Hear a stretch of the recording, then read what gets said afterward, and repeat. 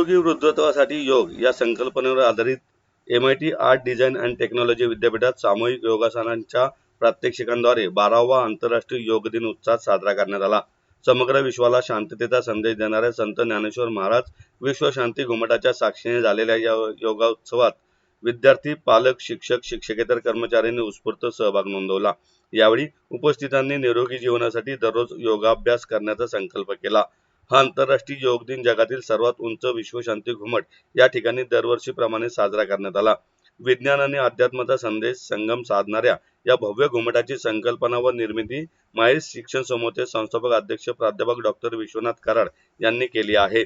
भारत सरकारच्या आयुष मंत्रालय, आंतरराष्ट्रीय नॅचरोपॅथी संघटना, मोरारजी देसाई राष्ट्रीय योग संस्थान, art of living, Surya foundation आणि MIT ATD विद्यापीठाच्या स्कूल ऑफ होलिस्टिक डेव्हलपमेंट यांच्या संयुक्त विद्यमानं कार्याध्यक्ष प्राध्यापक डॉक्टर मंगेश कराड यांच्या मार्गदर्शनाखाली या भव्य योगोत्सवाचे आयोजन करण्यात आले होते।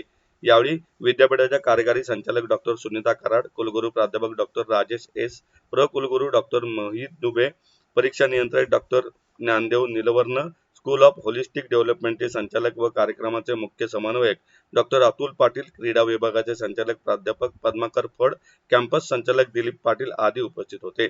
कार्यक्रमाच्या सुरुवातीला डॉक्टर अतुल पाटील यांनी सर्व उपस्थितांचे स्वागत केले। त्यानंतर विद्यापीठाच्या नियमित आरोग्य सराव सत्रांच्या व्हिडिओ अहवालाचे सादरीकरण आणि विशेष योग पुस्तिकेचे प्रकाशन मान्यवरांच्या हस्ते करण्यात आले। अध्यक्षीय भाषणात प्राध्यापक डॉक्टर सुनीता कराड म्हणाल्या, योग ही केवळ शारीरिक कसरत नसून ती जीवन जगण्याची कला आहे।